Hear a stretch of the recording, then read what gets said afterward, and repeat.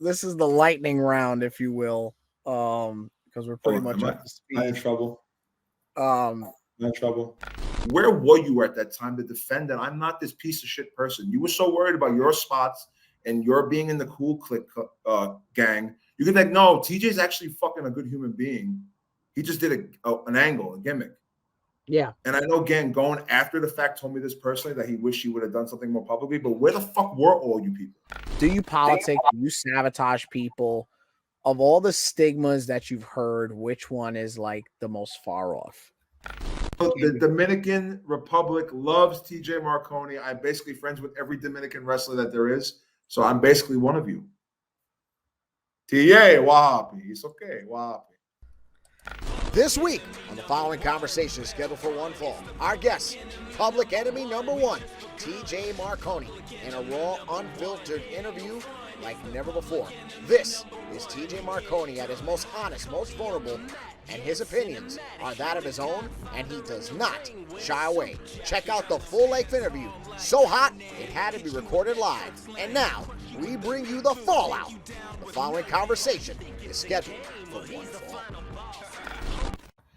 It is true that in life, some of the biggest tests that you will face will be with that of your own friends. It is very much the same thing in professional wrestling. There's not many people that are going to be your friend in this business. Everyone's going to brother you. Some people are going to brother you. And there's some people that are going to be in a totally different category of their own with you in your life.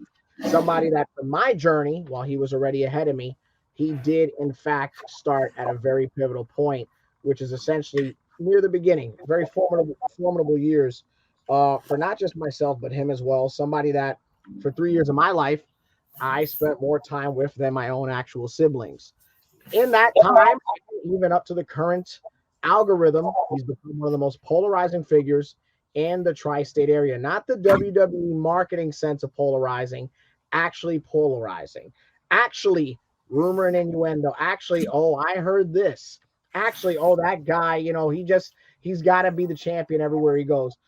Well, that guy, lost a couple pounds and maybe he'd be this, maybe he'd be that. Well, is he really that good? Is he, is he tall, or is he a big man, or is he just good enough that you don't want to give him enough credit? We're going to address that and so much more. Ladies and gentlemen, on the first ever live installment of the following conversation is scheduled for one fall. My guest at this week, the public enemy number one, TJ Marconi. Welcome to the program. Thank you for having me, Cheyenne. And that introduction was probably the most accurate description of my career the past decade plus. So thank you for that. And for people that are watching, take a listen to what he actually just said. Dissect every word he just said. All of that is factual. It's one of those things where a lot of times I know people and I'm getting to know them, and then this is one of those cases where it's like I know somebody very, very well. How long have you been wrestling now? So I guess it's 15 years. Okay. If you want to count the pandy wandy years, it's 15 because I started training in 2009. Well, I think we should count them because here's something that a lot of people don't know, especially if they didn't hear my early incarnations of podcasts 10 years ago. Fact or fiction, you're trained by Matt Bourne. Fact. What was Matt like at that point in his career? Because he very much was of the kayfabe and the Carney era. He was a wildcat. He was still very much, that was the last guy you said wrestling was fake to. Walk me through that. So to pull back a little bit further, I was trained first by Andrew Morgan Magic, who up here in the Northeast kind of had his hands in everyone who's made it big in like the indie level up here, as well as people who are now starting to break through on the higher and level. Uncle Magic had the Fat Boys gimmick in the 90s and 2000s of indie wrestling. He worked JP, he worked Ace, he worked before it was WrestlePro, it was that PWS? NWS, yeah. Yeah, he might have had a stint there also, and any notable Fed also. Talk to me about Magic. So I was getting to Matt Bourne, but so I did what I had to do with Magic, and he was like, basically, I've taught you everything that I want to teach you right now. I want you to go get your feet wet everywhere else, because the only way you're going to get better is by learning people who are better than you or better than me. So I linked up with Matt Bourne, who is the original Doink the Clown, and he just kind of moved back into the Northeast. Again, he had like this checkered past, but he was taking students on. Like he had Bull James when Bull James was doing the diaper gimmick. He had Darling when he was doing the Donna Summers hot stuff gimmick. And I was just like, okay, the next kid he's taking along, one of the last people he took in. And it was very, kayfabe was still very big to him, and he was protecting the business. And I rode around with him and learned from him and Darling and all these guys, and kind of got brought up that way. Okay, I'm the young boy right now, and I'm learning the way he learned. It's like, all right, carry the bags, listen on the road trips, make your way around. And then from him, it's just a snowball and more things happen. Unfortunately, that was near the end of his life. So that sucked. But, I got to say that I got trained by the original Doink the Clown, and his brain and his mind for this business, it was above so many other people that I met so far. Now, you're training. When did you feel like, because you had a lot of trial and error, even when I met you, you had a lot of trial and error with your looks, with some of your moves. You were still, a lot of people, I've said this on the show before, they want to be the best version. They want to be that 10-year, 20-year version of themselves on day one. Yeah. Where were you in about 2014 when I met you? And do you feel like, in retrospect, aesthetically, doing some of like the Kevin Nash stuff was an asset or a detriment? So where were you, and the look, like, talk to me about that. Detriment, 100% detriment. But there was no telling me otherwise. So so it's kind of like today. Yeah. I mean, I haven't changed that much. So 2014, I'm kind of doing like the good times only version of myself. Yeah. And I'm getting a little bit of buzz.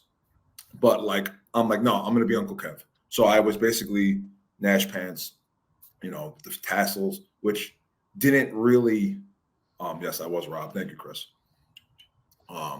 It didn't really fit anything. I was just wearing Kevin Nash's gear because Kevin Nash is my favorite wrestler, but I had no idea who I was.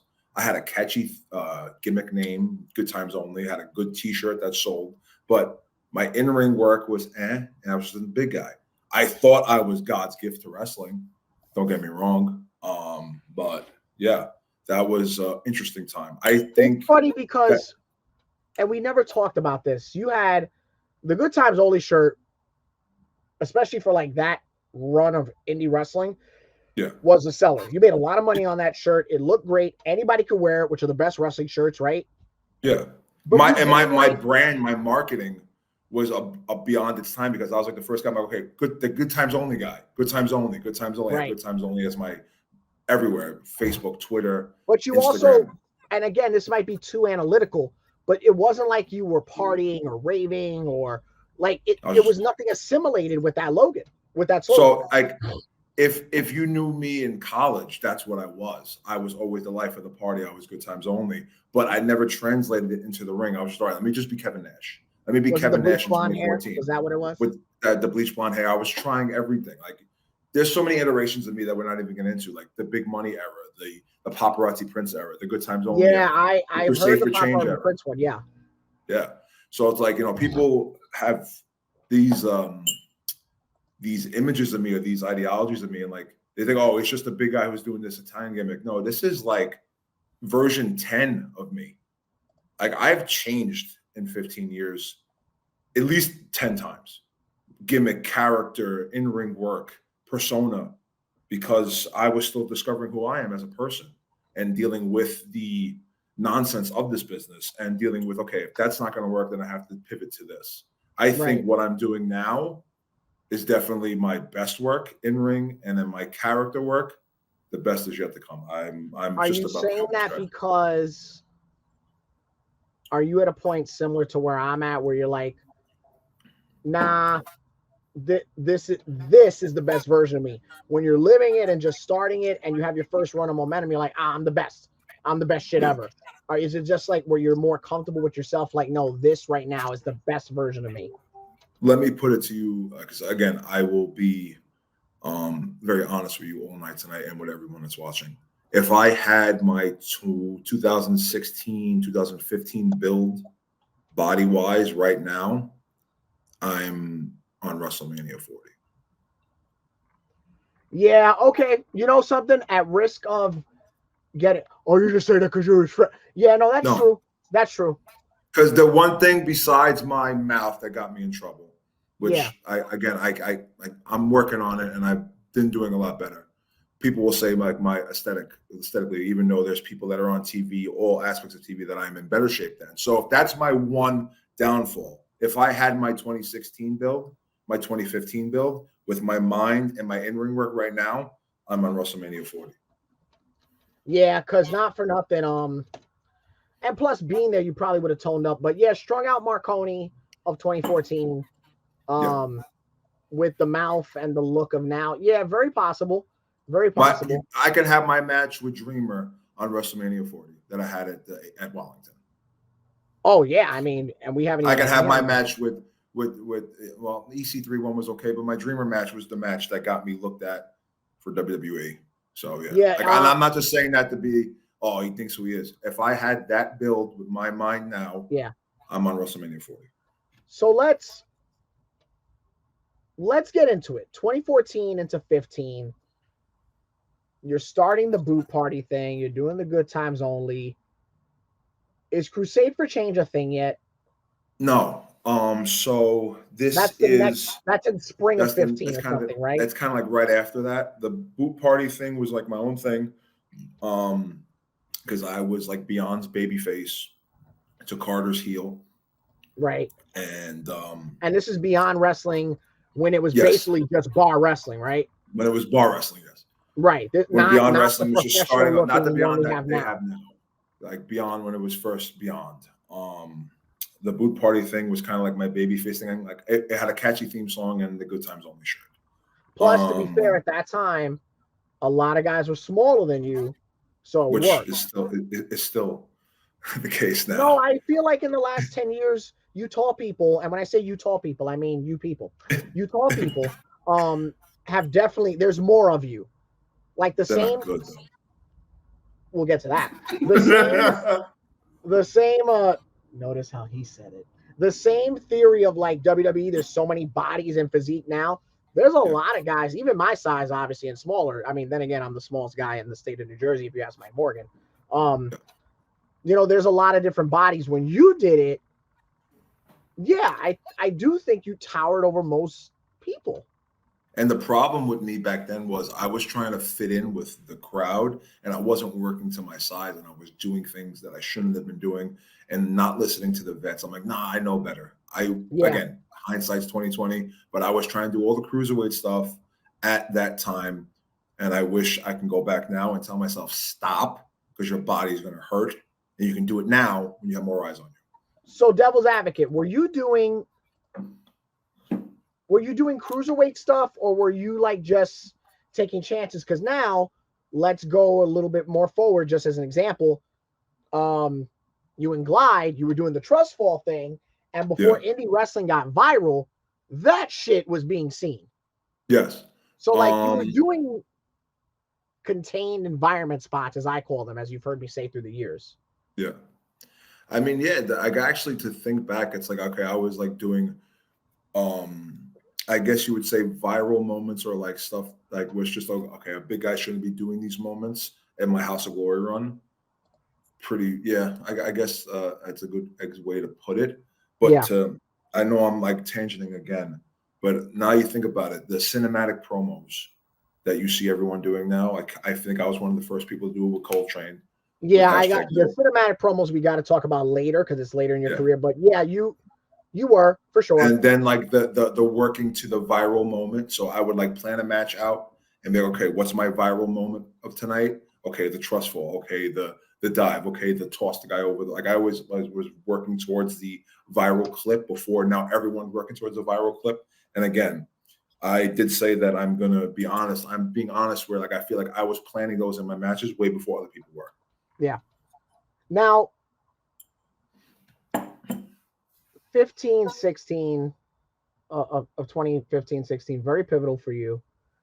A lot of things going. Yeah. you're an ace, you're a thief in the night, and you become the heavyweight champion. Yes. At Fibro Wrestling, you're literally going from this mid-card babyface tag team thing into main event, taking on whatever the name was that the guys at Fibro, Troy and such bring in. Yeah. In that first super indie run of House of Glory, you're one of the top tag team acts. Okay. Yeah. You're pretty much still at Beyond.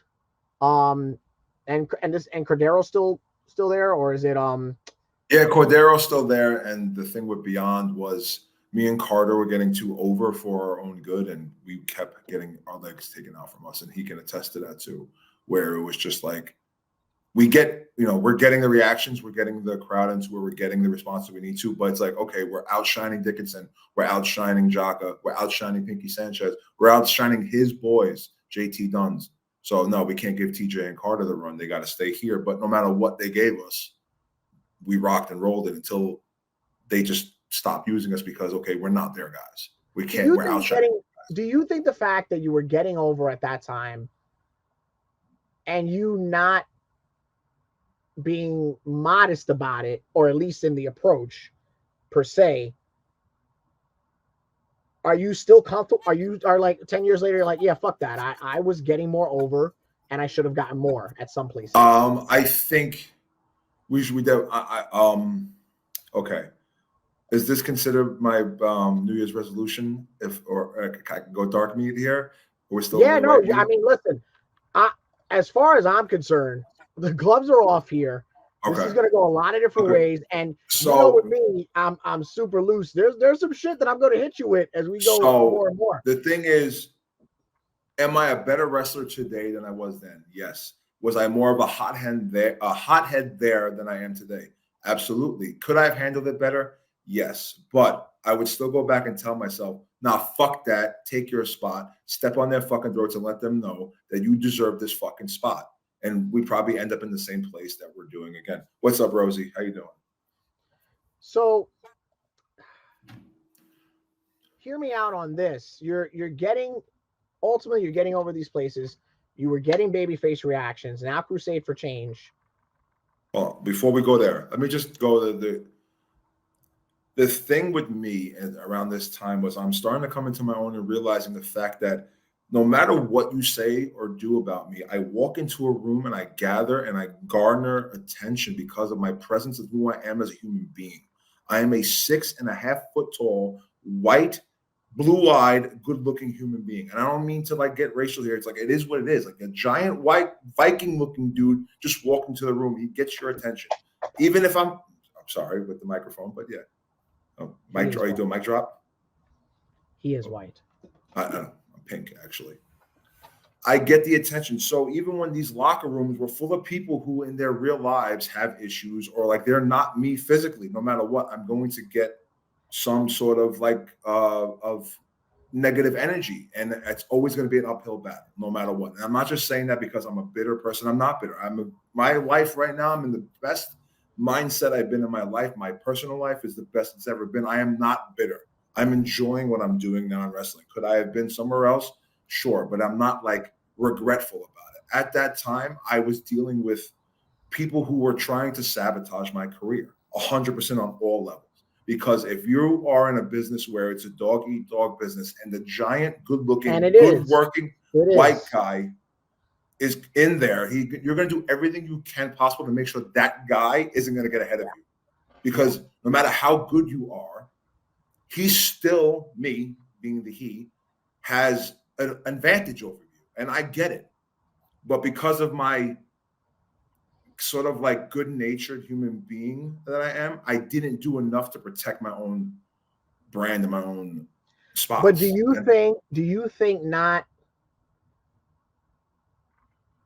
think you would have protected your brand more if you didn't always say shit?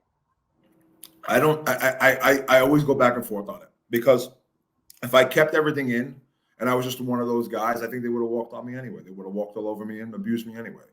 The fact that my mouth is what people say to get me in trouble, now they had an easy excuse. So maybe I could have, but I feel like in the long run, I would have still dealt with it. Like, look about it. Even though I had all these like red flags, I wrestled Dreamer once. Have a good TV match with him. He goes, Yeah. You're big, you're tall, you can talk. Yeah. Why aren't you on WWE? I'm like, I don't know. I don't have a friend there. 2 weeks later, he gets me a tryout. I get there. There's 9 other extras there. They're only worried about me. No disrespect. And this is the night that Roman Reigns punches you, right? Yeah, but even before the night before that at Raw, all the extras show up. Everyone's eyes are on fucking me. No disrespect to anyone I was there with. They know who they are. Was there anybody notable that was there with you? That's part of the story that you never told me. Yeah, the bunch. Do you want the list of names? The 2.0, the 2 guys that are on fucking AEW Dark right now. Chris Payne, the kid from Maryland, Virginia, Brandon something. He does like the generic looking white kid that does all the indies in like Maryland and Virginia.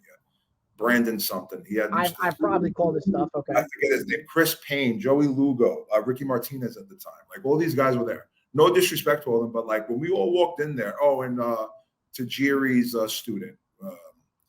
He came from Japan. I met him at House of Hardcore 2 times. Yes. Yeah. Which I kind of clicked with him while everyone else was kind of like did extra work before me and Tajiri's student. That was our first time there. So we kind of did our own thing. I'll get into the story about the extra work if we have time.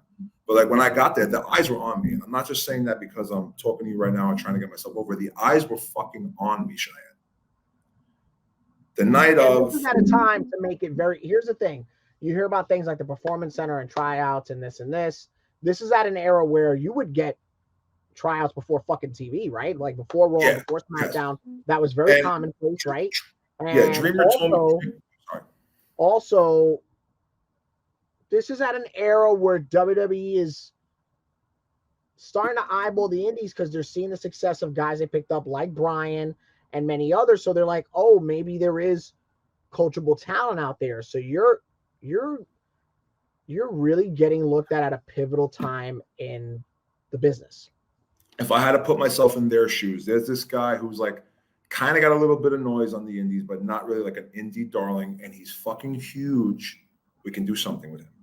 So the tryout thing happens. The Dreamer told me the whole thing. I go there, I do the loop, the extra work. Probably within like a week or 2 later, they're going to call me to fly me down to what at that point was just like the Performance Center, or like you're going to get flown down to NXT and be there for a week. You do the week-long tryout, and then like from there, they'll work on a deal. He said, like, just kill it, do what you do, and that's kind of be your trajectory. So I'm like, all right, I'm going to show up, I'm going to look the best, I'm going to dress the best, and I'm going to stand out, which I fucking did. The first day, Raw, SmackDown was taped, so Raw was more hectic. Running around, we just did like a skit in the backstage. We did the tryout before the show, but they said, all right, we'll get you on TV during SmackDown. So right. SmackDown, they did the segment with Sheamus having to kick out Roman, who just won the title. So he sends out the 9 security. And this is at the beginning of what would obviously be a 10-year run for Roman. Yeah, this is like they're like just pushing Roman now. So like Roman's their Cena. They're just creating their new Hogan, their new Cena. They just won the title, I think, for like the 2nd time, but this was like his real first run because the first time he won the title was like a Money in the Bank type of deal. Like he got screwed over or whatever. Right. So he's celebrating the title on SmackDown. Sheamus comes out with 9 security guards. We walk through a rehearsal where I'm standing next to Sheamus the first time. And they literally go, no, TJ's too big, put him at the end because he's making Sheamus look small. So that's like, if you want to look as like a fan aspect, like look at Sheamus, and I was making Sheamus look small. So again, I'm not just saying shit to say shit. They had interest in me. And to kind of bring your point home, these are agents telling you this. You're not saying yes. This. Road Dogg and Jamie Noble. Road Dogg really liked me. Really liked me.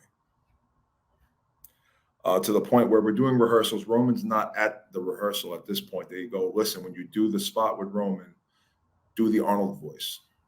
So right, because for those, because you, to be fair, you haven't done it in a while. It was a very common thing, especially if I was having a bad day. I'll even do this inside the actor studio style. Mr. Schwarzenegger, how do you feel about the fact that The Rock is the biggest action star in the world? Let me tell you something right now. The Rock right now might be the biggest action star, but in the history of all times, It is only I, me, Arnold Schwarzenegger, who is the greatest movie star, action movie star, governor, overall philanthropist, the governor of cauliflower. I am the greatest action movie star of all times. I don't care what Dwayne says, him and his papatouilles and all his nonsense. Mr. Schwarzenegger, what's your go-to McDonald's order? I don't eat McDonald's. McDonald's is for girls. Girly men. Right. And this was commonplace. And you do the impression for, it was Road Dogg, Noble, Mercury, right? Yeah, whoever the agents were. So we had to do 2 promos. And they lose it, and they're like, you got to do this. Yeah, so 1 promo was me, and then 1 promo was Arnold. And they go, do the Arnold when you do the skit with Roman. All right, so we'll get back to this. They make me move away from Sheamus. We go through the rehearsal. Roman's going to beat up all the freaking guys. Superman punch, spear, right. Spear. I'm last because I'm the big guy. Roman spears me. So when I go in the ring, I go, listen, Roman, you're being crazy. He goes, wait. No. That's not your voice. I'm like, yeah, I'm sorry. They put me up to it. So then we do the rehearsal. He goes, he's too big to spear. We're going to Superman punch him. Cool. So they do the angle to open up SmackDown. Sheamus sends the 75,000 security guards. They all get beat up 1 by 1. I'm last. You can look it up on. And Lawler sold your size very well, yes, by the way. My girlfriend, Michelle, put out like I just kind of realized this literally 2 weeks ago. They fucking put over an extra on commentary. Yeah. They were like, look at the size of this guy. Yeah. Which they don't acknowledge extras. They just extras are there. Like I had my own fucking moment. Okay. So yeah. Oh wait, I sounded a little bitter there. I'm sorry, but I'm just giving you aspect. What at the time, I was in a little skinnier. I don't say my in-ring work is better, but I was a little more aesthetically pleasing. What's the feedback when you come through the back? Great job. Go have some catering. We'll be in touch. Yeah, there I am. Yeah. Damn, different human being. So what? I mean, I know you can't say his name now, but Vince, anything, because this is very much a Vince thing, right? Vince popped for my suit on Monday. He wasn't there on Tuesday. So yeah, which he was notorious for in that era. Yeah. So Tuesday was the Road Dogg show, like Road Dogg and Triple H show. Yes. And I think that one that one was Road Dogg. Like Road Dogg was the guy that night. So on Triple H came into the extras closet and shook everyone's hand. I remember that. That was fucking awesome. Like he didn't have to do that. He was like his big wig self at the time. Sure. And Vince commented on my suit and went, nice suit. And that was my only interaction with Vince. I'm not gonna front back. Yeah, I'm best friends with Vince. No, he said I had a nice suit on. Now you do the SmackDown thing. Here's 2 questions. Yes. One I've never asked you before. Do you think in terms of getting over and getting notice, you should have done the Schwarzenegger as a parody, even if it would have been in the viral era? You mean there as an extra or just gone and later on, did you ever think when the indies were finally getting social media attention? Because let's be honest, social media didn't hit the indies until way after WWE. WWE was also avoiding social media for many years. I could do a podcast episode on just that. Yeah. So did you say to yourself, okay, tryout happens, not working too good, fallout from the tryout? Do we want to get into why? Or should we keep that in-house? That's your decision. I don't need the headline. It's up to you. Okay. We'll beat around the bush. I do the segment. You do SmackDown, nothing comes of it. I do the segment. They love it. Everyone's telling me, don't worry. Dreamer's like, they're going to call you. They'll email you in a week or 2. Cool. The next day, I think I'm wrestling Milk Chocolate with Stockade at Five Borough. Yeah. So it wasn't like Troy did extra work and then nothing came up. It was it kind of was on WrestleZone and I kind of got buzz and the clip oh shit, TJ did fucking extra work. He got beat up by Roman. Cool. So I was doing spots and everything. Week goes by, 2 weeks go by, Christmas. I'm like, all right, they'll call me after Christmas. New Year's, Martin Luther King Day. What the fuck's going on? I'm hitting up Dreamer. Dreamer's like beating around the bush. He's not telling me what's going on. I'm like, what's going on? He goes, oh, just keep doing what you're doing. I'm like, all right, keep doing what I'm doing. Someone there who wrestled with us on the Indies went to talent relations at the time, Mark Carano, and basically pulled my fucking legs out from underneath me to make sure I didn't get a tryout because of perceived red flags, or which I'm learning now is because he didn't want to lose his spot. I don't blame him. He still has a spot. So to go back to the point you made earlier, was that because you were bigger, charismatic, yes, and had more of a presence? Because how many slightly chubby white guys is Vince at the time going to push? If Vince sees a redheaded, taller, better talker, better looking, slightly chubby white guy, then the slightly chubby white guy who was on top at that time loses his fucking spot. Not going to blame him. I understand why he did it. Go back in time at the roster and look for a slightly chubby white guy who's a lot shorter than me. And that's the reason why I'm not on WWE. So I used to blame Carter. I used to blame Carter because I always was like, oh, he remembered us because of me and Carter's antics. Had nothing to do with Carter. I fucking love you, Darius, even though I'm going to take the title away from you the next time I wrestle your Warriors of Wrestling. It had nothing to do with you, and I'm sorry that all these years I held that resentment, saying it's Carter's fault. It's not Carter's fault. This fucking piece of shit that still has a job was protecting his job and didn't want someone better than him to take the job. Oh, well, you're still ugly, and I'm still doing wrestling. So did you ever say, all right, tryout, it's not happening. Martin Luther King Day comes and goes. Did you ever say, oh, maybe I'll do the Schwarzenegger thing? I wish I did. Because and make it viral and get noticed that way when we finally started getting social media attention? You know me you know me personally, so like this is gonna be like the oh shit, like the TJ really should have gone here. From there, I now know I went through depression. I made horrible decisions. I gained mad weight, and that's just me being open and honest. And you're openly comfortable enough to just go right to that word, right? Yeah. At the time, and like I didn't acknowledge it, but yeah, I spiraled. I got depressed. My dream job got taken from me, and I got taken advantage of. And I can't take anything back from that time period, but that's exactly what happened. Because if you knew me before that, and then you knew me like now, that period of time, that TJ is so different from who I actually am. 100%. Because that wasn't me. I was dealing with the fact that no matter how fucking good I was, I couldn't have my dream job and I couldn't come to terms with it. So I fucking spiraled. And everyone wanted to, like, they think they know me. You don't fucking know me. I did everything right. I don't come from like a great home.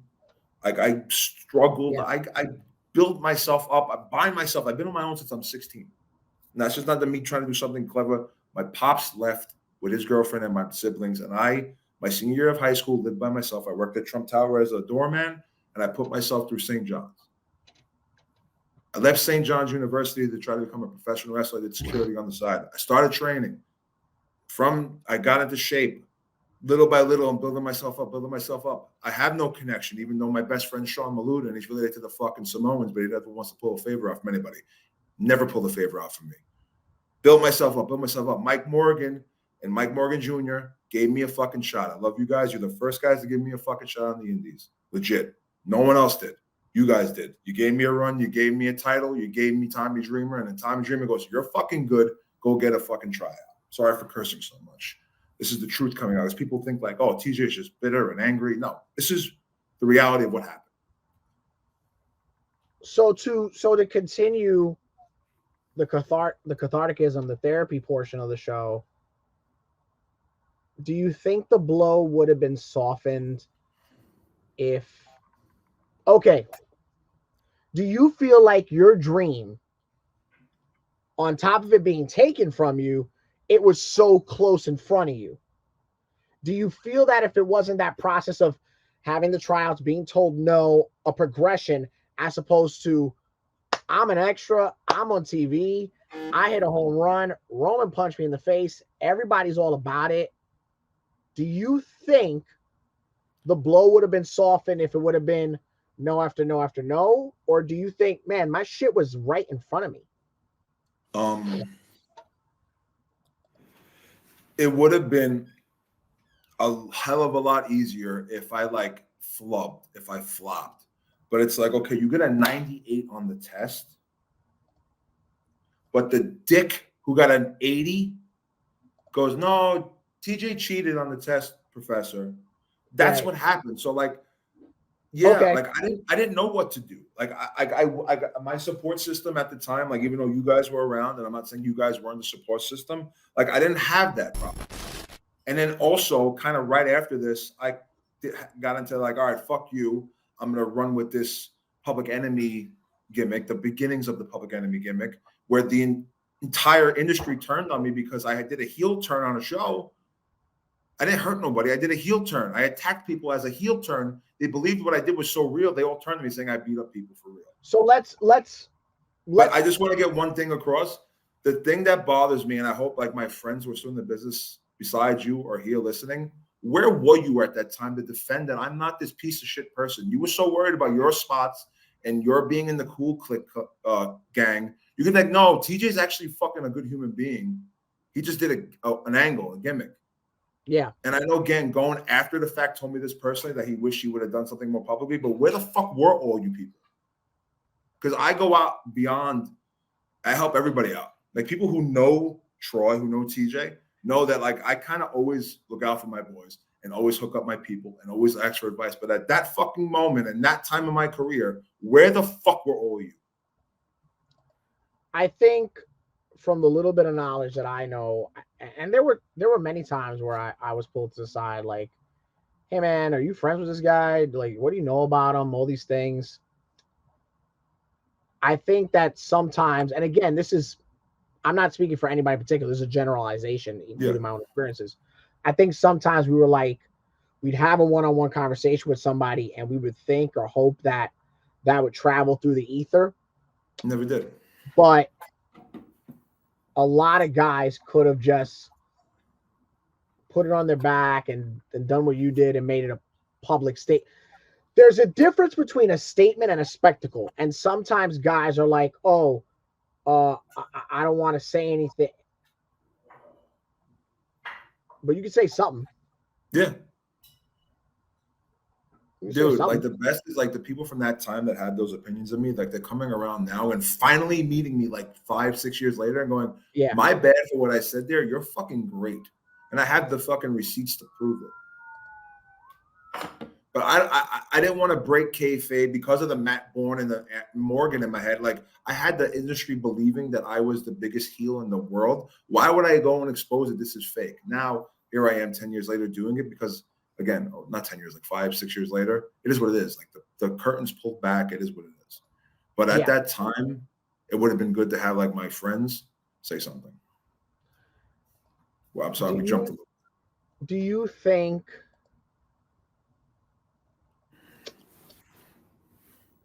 if the community of indie wrestling as your friends and as a roster would have stuck up for you, that would have paid dividends? Yeah, because people would have acknowledged how good the angle was. And maybe like, oh, TJ, you know, because I kind of was in the beginning of my depression there. That could have snapped me out of it. And maybe I wouldn't have gone so far down the deep end where it took me almost to the pandemic to get my shit together because I was home and in my thoughts and realizing, okay, everything from 2016 to 2020 or like, 2016 to 2020, that's not really not who I am. But if someone around like that 2016, 2017, when I did the angle with Grimm and I got all the heat about beating up the backyarders. Like if someone would have like had my back, I wouldn't have had those 3-4 years of fucking downward spiral depression, and I would have been where I'm at now before the pandemic, and I would have not, like, I've been hitting like my prime, or like whatever I'm doing now, like I'm rocking and rolling now. It could have been happening in 2016, 2017 instead of happening in 2024. Now, a statement that I often made personally, publicly, and as your friend, fuck it, I don't care, because we've had a couple blowouts. Are you comfortable? I've always said, even if it's bit me in the ass, and it has even recently, you don't know Troy, you just know TJ Marconi. Yeah. Is that, are you comfortable with that when it's said about you? Because we've also had those moments where it's like, hey man, somebody said this about you, and this is what I said in your defense. Like we've always had a very, you and I, like, do you have that transparency with people? So with my statement I just made, like there was always few people that did, at least in like the locker rooms, that probably had my back. You were one of them. It would have been better if I had more public help, but again, people worried about their own brand, is what it is. Sure. I do have two different personalities, 100%. There's Troy, and then there's TJ, 100%. And pink and light pink. Because I want TJ to work so bad, and I'm so invested and so creative, I could be a detriment to it sometimes. And I know that, like, I don't know if it's gonna come up later in conversations, like I could butt heads with, like, not just like people in the locker room, promoters, is because I'm running a business. All right. I have a deli, and I hire this new cook, but this cook makes a really good fucking sandwich. Mm-hmm. And I make a really good sandwich, and I want people to come here for my sandwich, but this cook's sandwich can outshine my sandwich, and his ideas of how to improve my dishes outshine my dishes. Now, again, there are some people who will be like, cool, let me hire this cook and let's all make money. But then there's some guys like, nah, I want my fucking dishes. Now, again, I understand the other side of the coin. It's like, sure, it's your money, it's your company. I'm coming in, I'm trying to make it better. I give good ideas. The boys are listening to my ideas. My ideas are rocking and rolling. Yeah, it could rub you the wrong way. And because I'm so committed to, like, no, wrestling is about this. Let's make it money. Let's make it work. And me not just being like phony, like other people in the business, being, no, brother. Yeah. I don't do the yeah. I don't put sugar in your, I give you salt when you need salt. And that definitely is a detriment to some promoters. So, okay, let's get to it. Because I've seen it in more than one place. I've heard it, the phone calls, the texts. But they all come back. No. That's not it. Yeah. Why do you think you have to fucking say something? It's not like you're the only one who does. But I'm the only one who will. That's not always true. So, yes. I am a but that's the point. Why do you have to fucking say something? I am a stubborn Brooklyn Italian, just like everyone else. I fucking saw Goodfellas. Why the fuck do you have to say something? I wish I could. Sometimes I'm good with it, and then sometimes you've delivered urgent documents overnight. Do you think?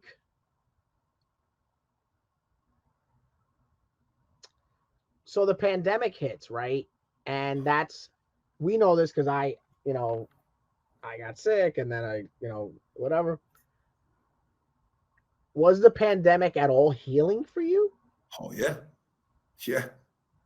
I had a great pandemic, guys. Because there were some of us that were burnt out and didn't know it. There were some of us that were like, oh, I love wrestling, but I've never been off this long before. Yeah. The pandemic was such an experience for us. So when you get to that point, I don't mean to be rude, but you're starting Project Codename. You're a marquee name at IWA. You are pretty much the reason BWF made it at the end. Okay, wait.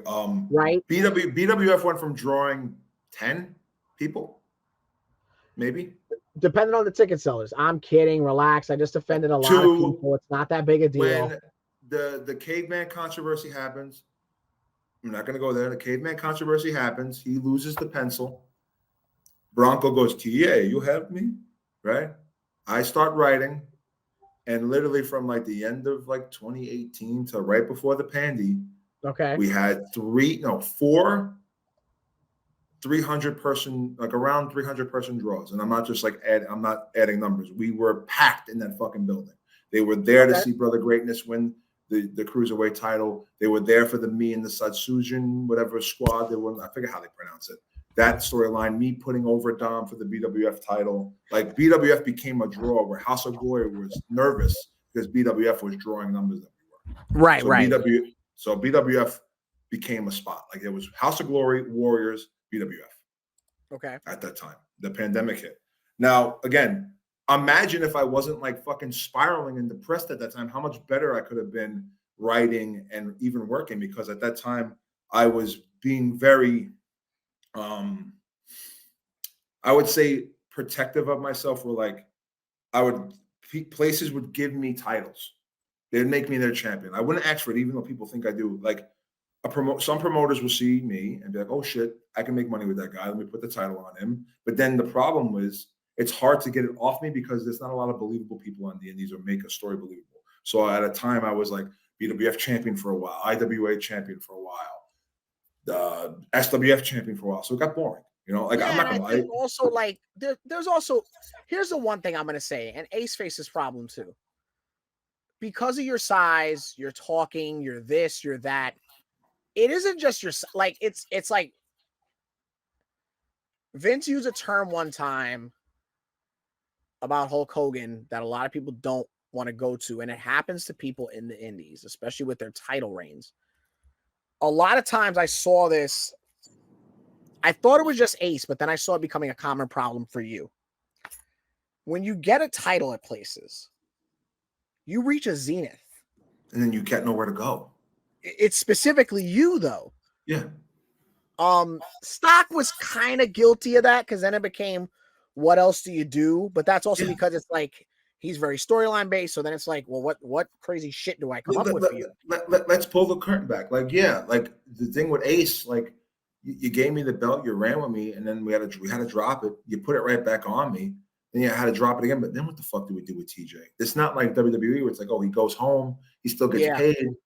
You know, this is the territory. It's not the territory system where I can go to a different territory. Right. Like, and then here's the other thing. In the indies, to take a guy that was just a heavyweight champion anywhere and then put him as the mid-card babyface, the tag team guy, because we can trust him. And now he's our tag champion. It's not only hard, it's the urgent documents. Overnight. So I was on my way out of wrestling. I was on my way out. I was just going to be the Triple H of BWF, maybe wrestle for Frank. I wasn't even wrestling for Warriors at the time because Jake Gomez didn't like me and was the booker there. Sorry. Yeah, I was on my way out. So Pandy hits. I have a lot of time to myself. And I'm looking around at my house and my life and my condition. I'm like, this isn't fucking Troy. This isn't me. In the last 4 years of my life, I've been lying to myself, lying to wrestling, lying to everyone I fucking know and love. And I had a wake-up call.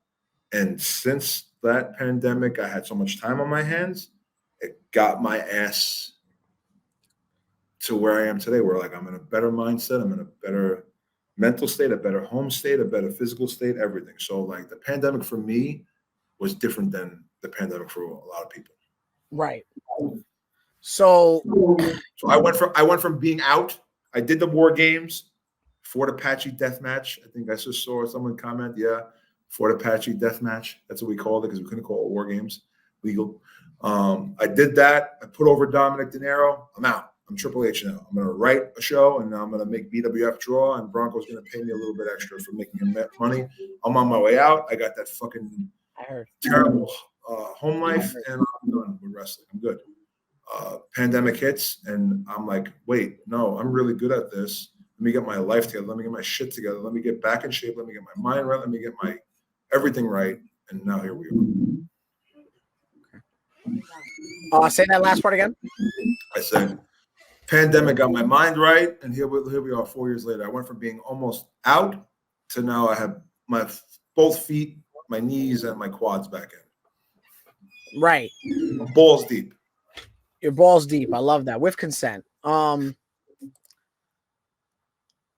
come out of the pandemic, and we kind of saw some incarnations of it. So let's go back. Yeah. In my opinion, you weren't the first one to do it, but you certainly made it mainstream. Cinematic promos. Do you feel like you created a monster with that? Because I feel like now guys make them lazy highlight reels and speak less. You were coming in with Coltrane, doing some real Tarantino looking stuff, but still doing verbiage, still getting attention. Whereas now guys will do all crap, lazy footage, terrible shots, and then be like, Sunday, dog. So right before, because I feel like one because of you, I see so many shitty promos. Yeah.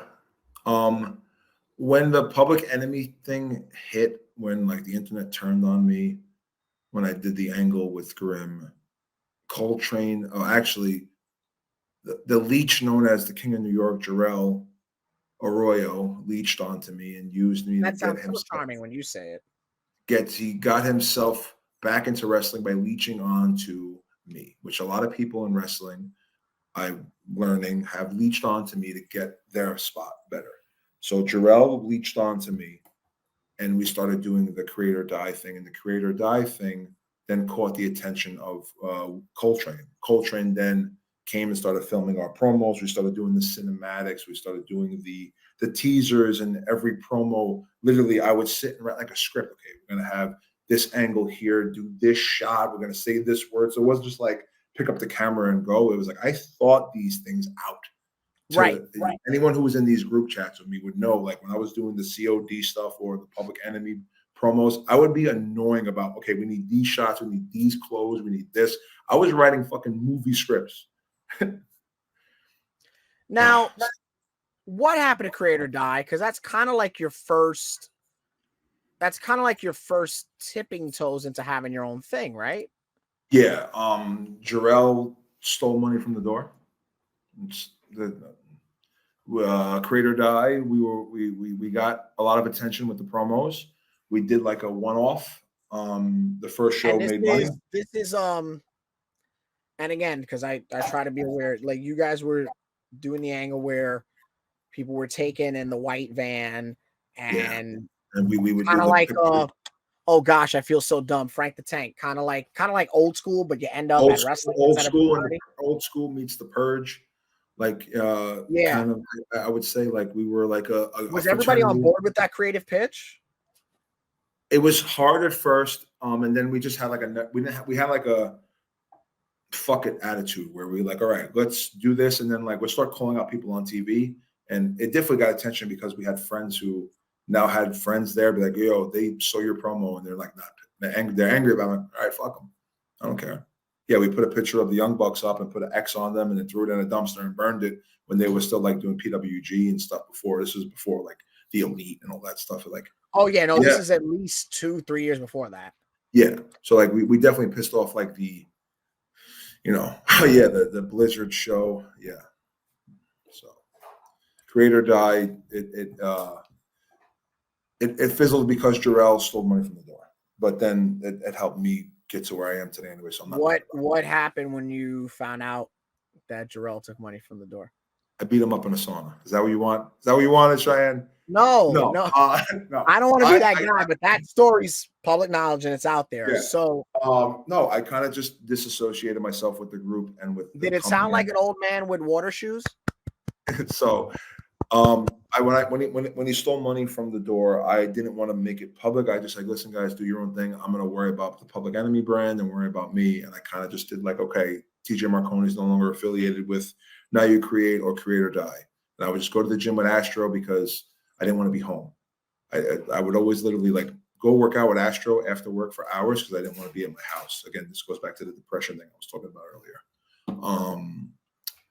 I finished my workout. It's like 6:30, 7 o'clock in the morning. Me and Astro go into the sauna, and fucking Jarrell is sitting in the sauna acting like he's the king of shit, even though he literally lives with his girlfriend at the time who was paying all his bills. So okay, that's something. Yeah. Yeah, I can't. Shout out to AD Orsini on that one, and then in the spirit of Alphonse, yeah, we'll get the footage so that then after it airs, I could do this right after it airs. No, it got squashed. It was Lugo was working at the gym at the time. It got squashed. Are you in Jarrell now? No, he left the business. I think he found God, or he's selling sneakers on Twitter. What? This is what I don't know. Ex Sebastian. Sebastian knows him. This is the mouth that gets me in trouble. I don't know why that got me. I don't know why that got me. So sorry, I didn't mean to break it. So no, why when you see guys doing the cinematic promo, does it bug you? Because it bugs me. Because they don't do it as long if there's more good promos or people attempting to try them, I'm down for it. No, bitch, that's not what I'm asking you. Do you like when you see people do the same shit as you? No, that I don't like. But I'm flattered. Who does a cinematic promo that you think, oh, this is good, this is not bad? I haven't seen one in a while. Who's a good promo to you? WWE has done them. That's not what I'm asking you. No, Indies. On the Indies, even though I don't like how he does business, before he got really like political, which I'm sure I'll get back to him. I remember going to Frank and being like, "This kid's got good promos," and that was PJ Savage. Okay. PJ Savage did have good promos before I unleashed that animal onto the Indies, which we'll pull the curtain back more. He was a Johnny Rod student, and I saw his promos on Twitter, on Instagram. I'd be like, "This kid's good. Why is he only working at Rod's?" And then he messaged the IWA page when I was on my run. Frank goes, "Watch this stuff," and I'm like, "Yeah, I've been watching it. He's not bad." And now look at him. He's spilling sugar into everyone's ears and making sure that. Never mind. So, and if I had to go like today, I again going, and I'm not just saying that because he's my friend. I do like his promos. Carter live promos are great. Carter promos to promote a show, terrible. Love you, Darius, but like your recorded promo is not as good as your live promo. It is what it is. Love you though. I don't like your recorded promos, like the ones you use to promote a show. Boring. You can do better than that. But there's not I wish I watched more. I don't know like the new crop as well as I should. I hear that some people are good promos. I've yet to see it. I want someone to be a good promo to battle me so we can make some money. Who's someone for the new crop, quote unquote, that you see potential in?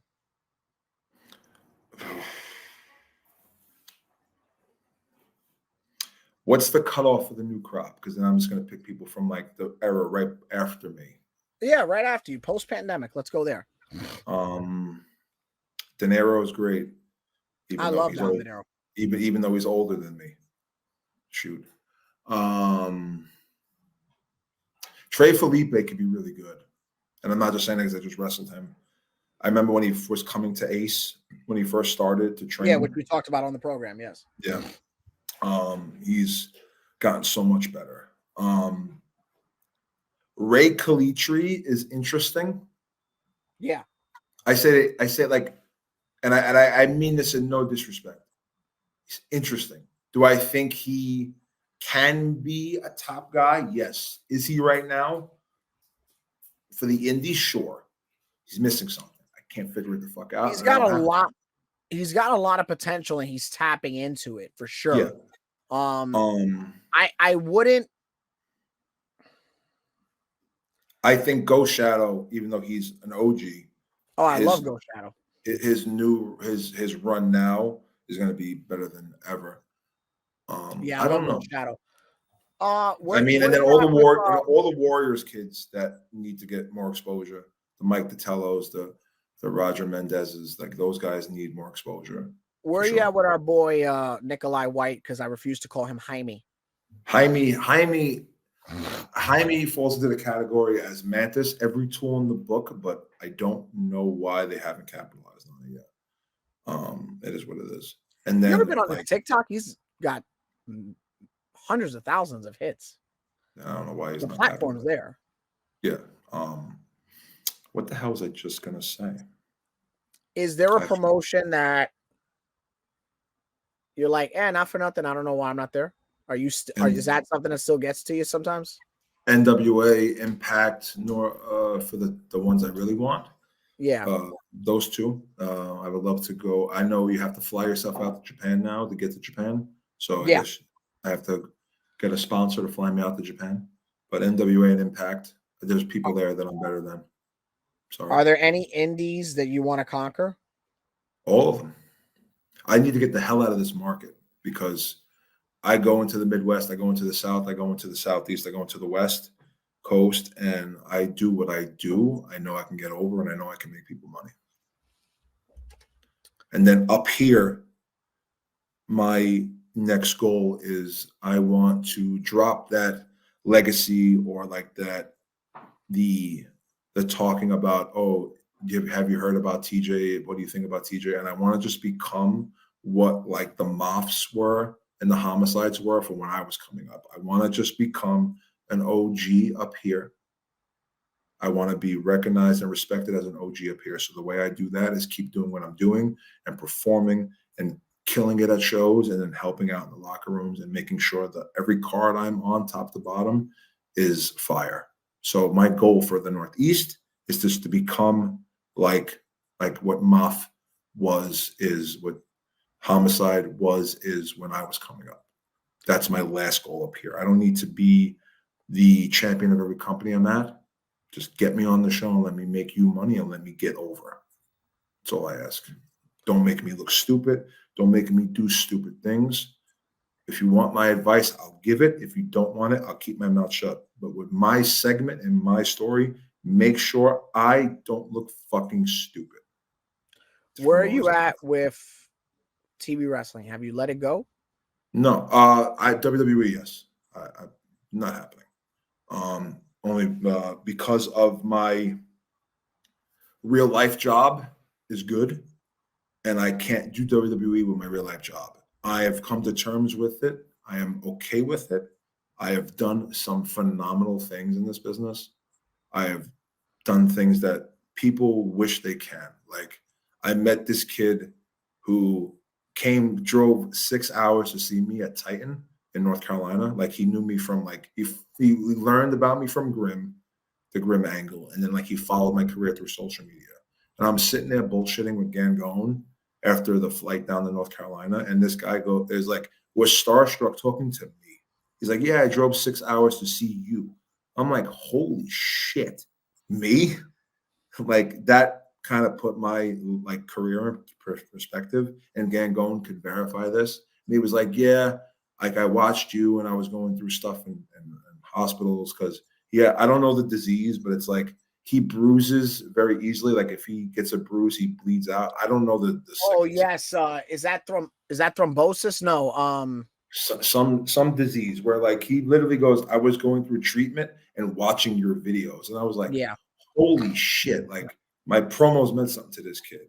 And he was like, yeah, I always wanted to be a wrestler, but I can't be a wrestler. So when I think back, it's like, all right, yeah, I didn't get to WWE. Yeah, I had a lot of obstacles in my way, but it's like I still did a lot of things that this kid can't never do. So that put my whole wrestling career into perspective for me. It's like, all right, I can be upset and bitter that I'm not there, but I can be happy of what I did. Because would you ever go back to work at Titan? What happened? Would you ever go back to work at Titan? No. And that is, they treated me like dog shit. I literally would defend them to people because I said Billy's a good guy, even though Mac didn't want to fucking book me right for whatever reason. Like Steve wants to act like he's my friend, and it is what it is. So get back to him. I'm sorry. Like I feel like you were sabotaging me. I know you've been saying you're trying to help me, but I still don't feel like you were. People can take it whatever way it was. I shouldn't have got in trouble for working for people who booked me well. Like, you didn't pay my bills. Why can't I work for Chad and Joey? You guys have beef. It's your fucking beef. It's not mine. And to kick me off a show day of, you're a piece of shit. It's terrible business. No, I'm good. Explain to me. And it's not going to be one of these other things where like my other past where the promoters had enough of me because I was influencing the card too much, I guess, with my ideas. And then they call me back within a year or two to have me back on because they realize, oh, TJ wasn't in the wrong. He was just trying to help the company. I don't give a fuck how many times Titan calls me. I ain't going back. Talk to me about the mission statement of Project Codename Wrestling. When it first happened, me and Astro were just pissed that Frank let us go because we were, again, trying to make IWA bigger than Nutley because we were packing out Nutley. We were only running 4 times or 5 times a year. And I'm like, Frank, you can run 8 times a year. You can travel.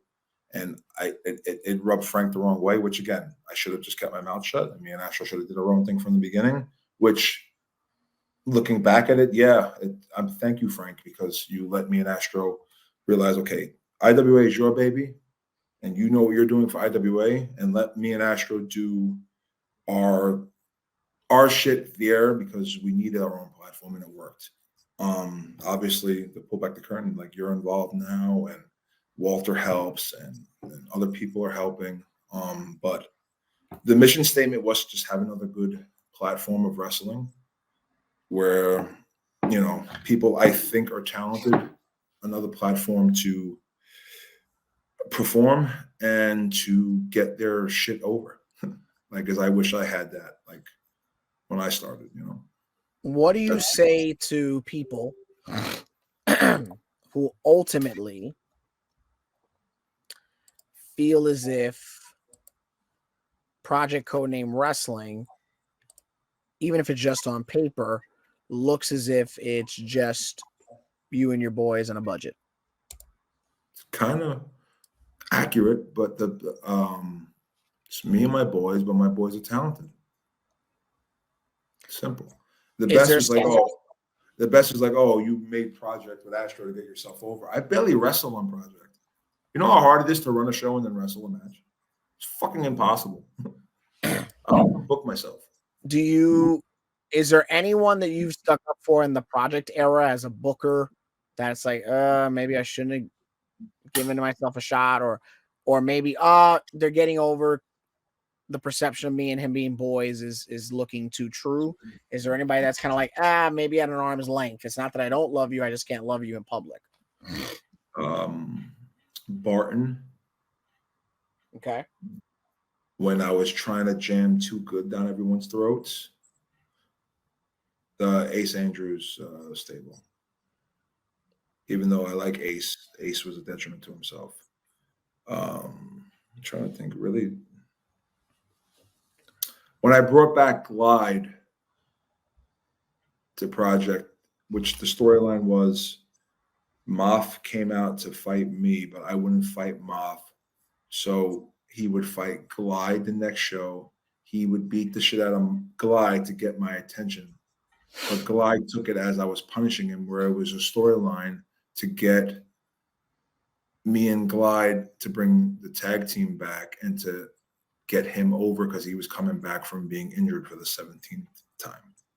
But he took it as I was punishing him to wrestle Moff, which was nuts to me. Like, you get to wrestle Dan Moff and you think it's a punishment, you're an asshole. So I would say Glide, Barton, and then me trying to make Too Good the faction of the Northeast. Do you think, which again, bookers make mistakes all the time. I wasn't there. Did you explain it to Glide as a match, as a squash? Where do you That's think the miscommunication?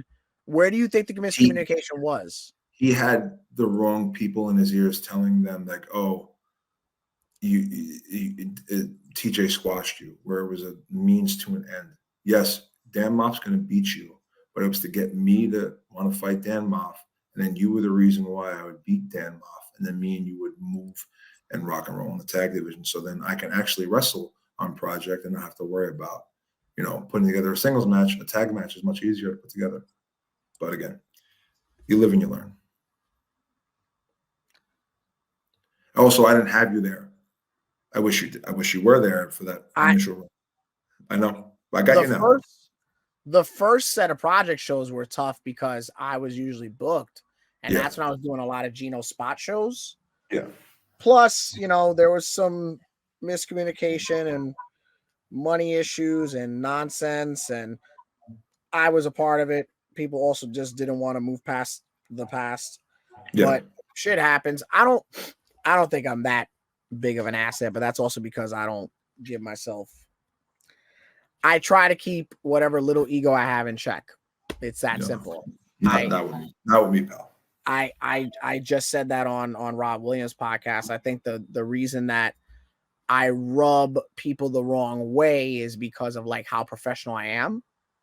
I do think there are people, and I don't mean commentators, I mean like wrestlers, I mean people in the business that don't like how professional I am for the indies. Like I'm trying to get somewhere. I'm trying to hit a finish line. I have the same goals as everybody else to make. Yeah, how dare you show up in a suit and not sweat? How dare I show up in a suit? How dare I have a pen that works? How dare I study an independent wrestler? Like how dare I care about pro wrestling? How dare I give a fuck about my passion? Because I'm not bumping. Fuck you. That's where I'm at. Like, if you care about something, you're going to care. And that's the end of it. That's like I said the other night on the Rob Williams show. I think announcers get over because they care. Yeah. Not because they're a gimmick or they try to tell themselves, this guy, like cracking jokes or be a personality. They get over getting the matches over. Yeah. My opinion, but that rant's over. What do you want to see when it comes to Project Codename Sinatra that you're marching towards in Hoboken? A packed house. So everyone who watched me expose all of my dirty secrets, buy a ticket for Sinatra. Hoboken. Again, it's a different concept. We're in a bar. We're going to have a good time. We're going to be drinking. The Sandman will be there, hopefully, if Dalton pays for him, which I think he is. He said he is. Whatever. It's on record now. Sandman will be there. He'll cane someone, probably 2 people. We're going to drink. We're going to have a good time. Wrestling's going to happen. There's going to be dancing. There's going to be Shane emceeing. We've got 2 DJs, a midget shot girl, probably 4 or 5 matches. They'll start being announced soon. I'm probably going to wrestle because I got yelled at for not wrestling last time. Do you think that this presentation of pro wrestling can be a success? At that location, yes. So to pull back the curtain, Titan ran there. It's in the heart of Hoboken.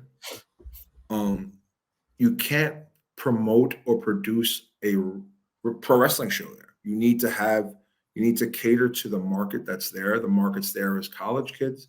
The market there is people that want to get drunk. The market there is that people that want to have a good time. So market to that. How do you market to that? Who wants to drink on a Friday night? Everybody. People who are sober still want to go to a bar and dance and have a good time. So right. That's the pitch. It's like, if you like drinking, go drink. If you like music, go dance. Everyone likes pro wrestling. Maybe you do, maybe you don't. The match happens. It's a smorgasbord of a party. For that area, that's the goal. And hopefully from there, we move on to like the traditional Queens, Brooklyn, and we do a different type of show. What are your thoughts on the Mecca Richfield Park? I hate it. I hate the Mecca. I'm sorry. It is oversaturated. It is overdone. It's a shitty looking building. Yes, it has character because everyone and their mother ran there. It's a I did Steve's business. Steve off. You were there when I first started training. I'm sorry. I don't care if I get heat for it. I don't like that building. I'd rather not run a show.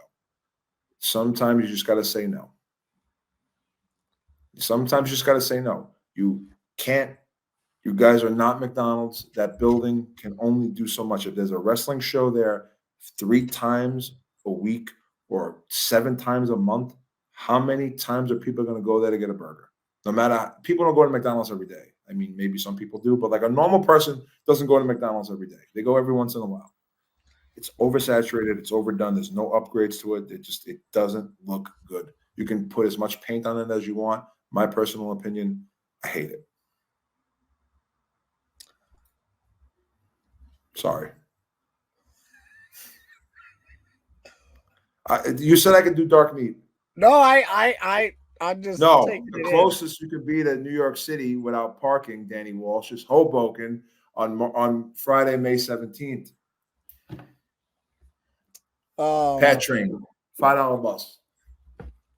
That's right. It is a $5 bus. We checked that out ourselves.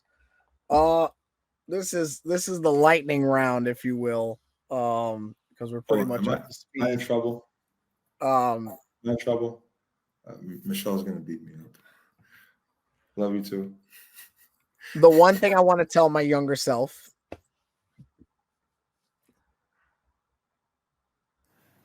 Okay, personally, just say no. Just say no. It can apply to anything. You people who know me will know.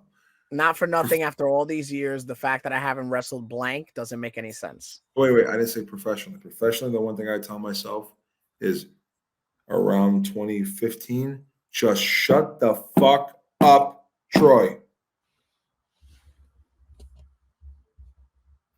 What was your next question? Yes. Around 2015, just shut the fuck up, Troy. The fact that I haven't wrestled blank yet makes no sense.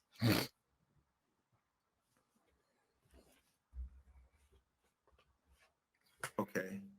Northeast, as much as I don't like him, I mean, I like him, but I don't know. No, I don't know. All right, no, I'm not going to say that guy. Okay, we'll do West Coast, Paul London. South East, Sean Maluda. Northeast, JT Dunn, Joey Janela? Or am I dating myself with the names here? No, those are fair answers. Okay. Out of all my incarnations, the worst looking one was Paparazzi Prince. Can we go through them? Big Money, Paparazzi Prince, Good Times Only, Booth Party, Crusade for Change, Public Enemy #1, Thanos of the Northeast. Well, I'm probably forgetting a few, but yeah, I had a lot of different characters. Carter, change your fucking gimmick. Sorry.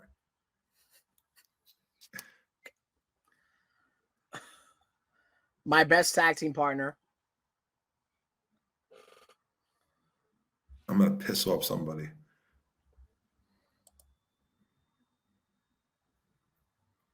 It's not Walter Diaz. Professionally, my best tag team partner was Darius Carter. Personally, my best tag team partner was Anthony Gangone. It's funny. I knew that was going to be the answer word for word. The only person I trust driving besides me. Definitely not Shenron. I remember that car ride. You came back so traumatized. Definitely not Larry Legend. Sure, get your fucking license already. I love Larry Legend, but definitely not Larry Legend. Wow. People who know me know I don't like not driving. I know. That's why I got to ask that.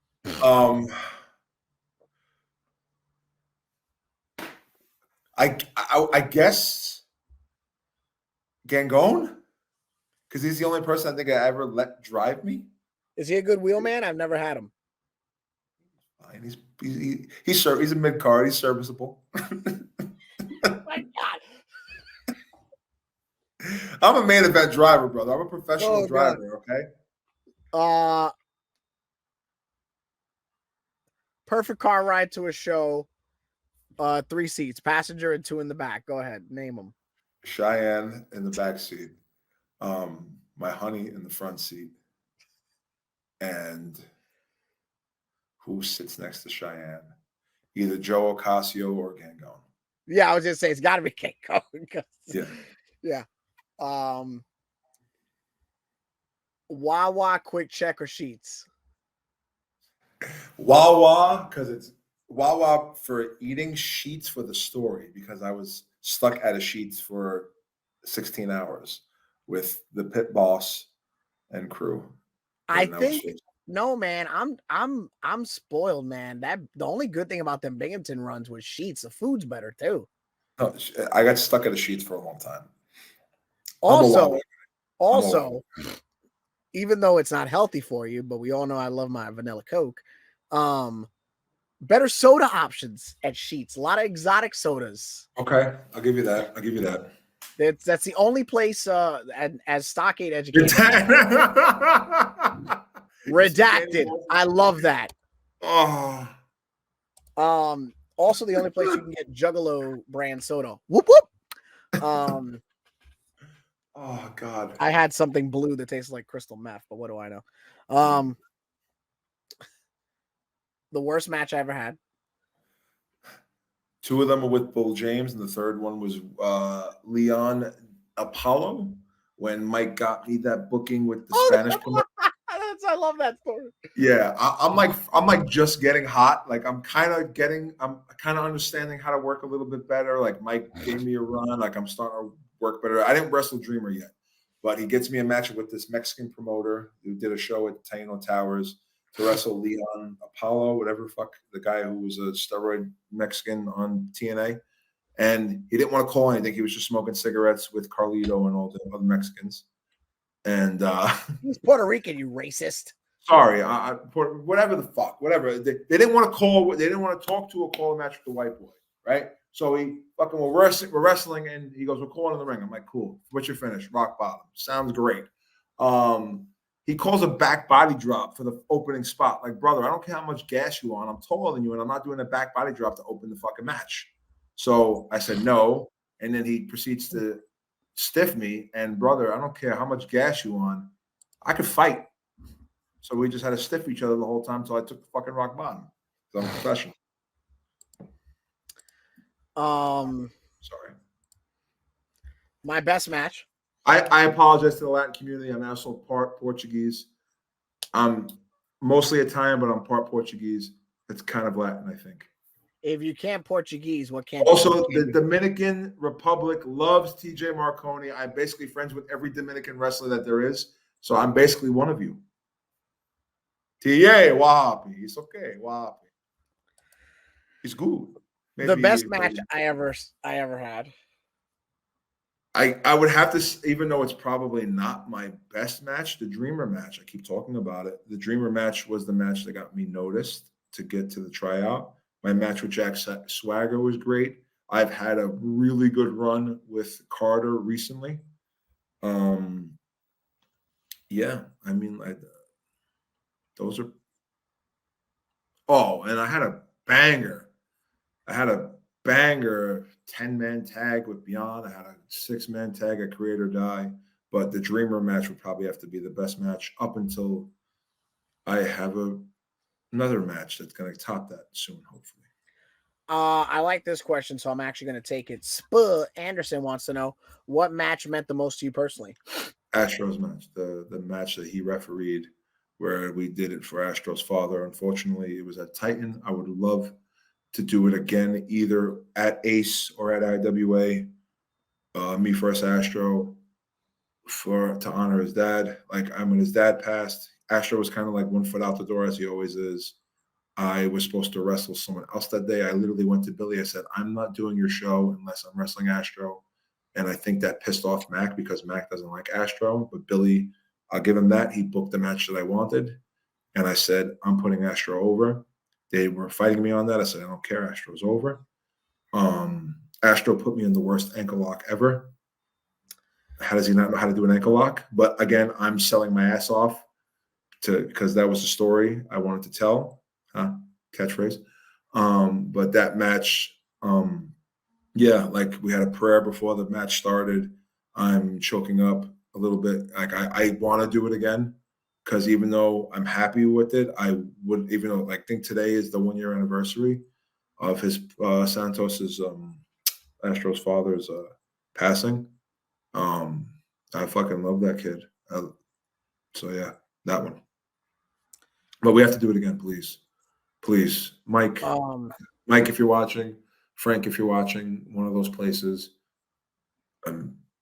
whatever beef, maybe both of you can come together, make a show, even if like me versus Astro, please.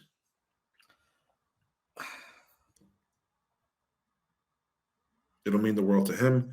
It'll mean the world to his family. It'll mean the world to the two of us that are talking right now, and probably more.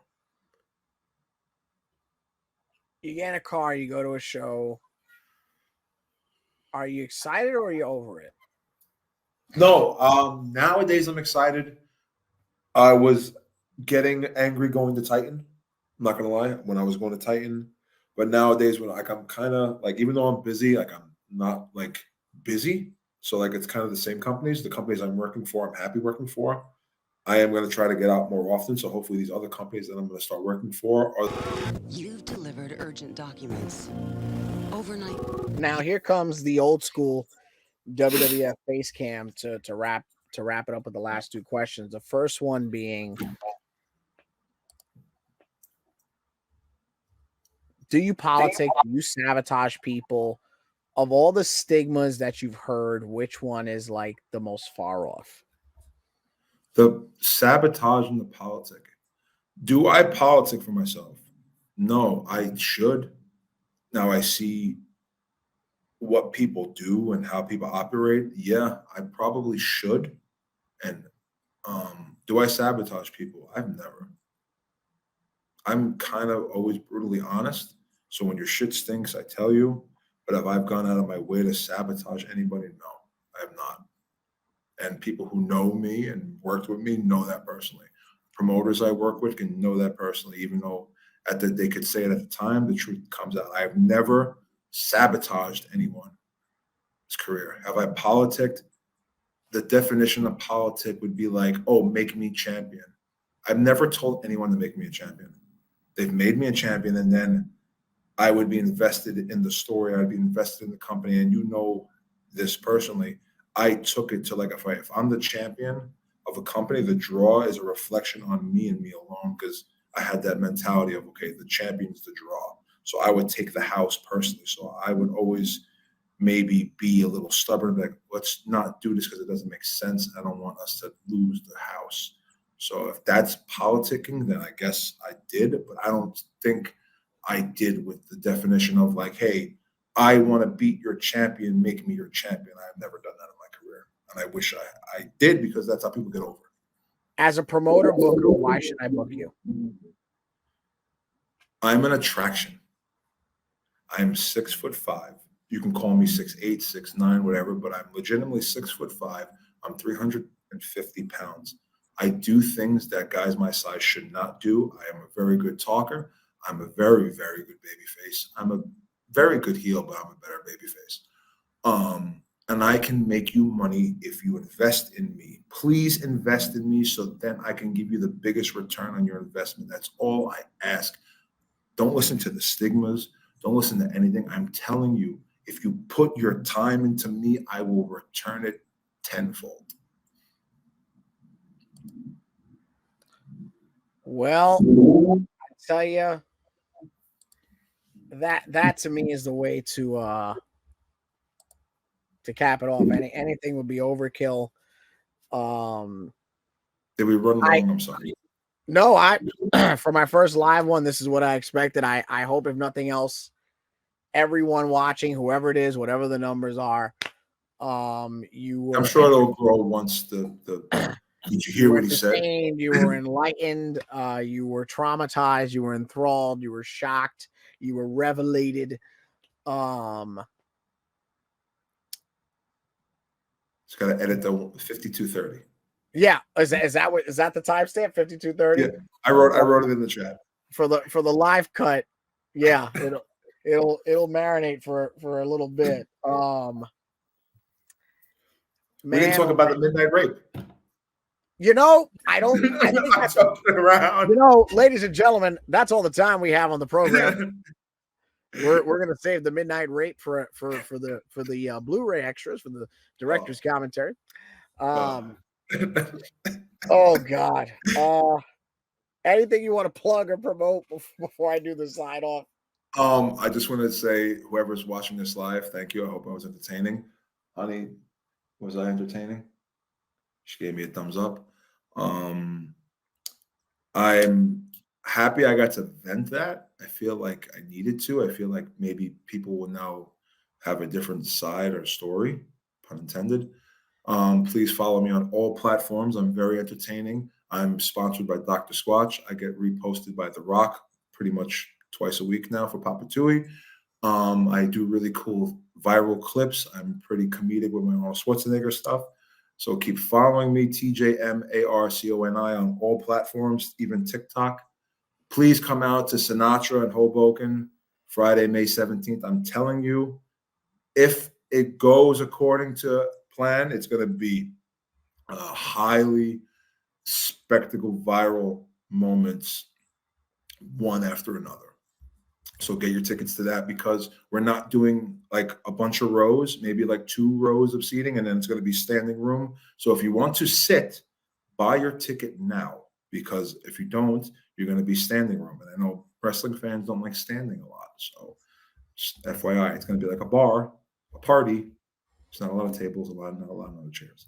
So Sinatra, follow me on social media. Cheyenne, thank you for the platform. I wouldn't have done this with anyone else. No. A lot of people have asked, but I was waiting to vent and go viral with my friend. I'm honored that you found this to be a safe and trusting environment to vent and express, and to get yourself more known at a personal level. Can I quote Phil Brooks? Tell me where the lies are. Where were the lies in this hour and 43 minutes? Tell me where were the lies? Something tells me that I can't answer that question, but I'm sure that I can tell you all the messages that I'm going to get tomorrow. I want, get the receipts. Tell me where the lies are. I want to know what I lied about. I didn't lie about fucking the Roman thing. I didn't lie about anything. Tell me where the lies are. I can tell you what. I want to thank everybody who's watched across YouTube, Facebook, whatever platform you're on. And in case you're catching us at the end, in case you missed it, now you have a podcast to watch. Ladies and gentlemen, the following conversation has been scheduled for one fall. We'll see you next time. One fall.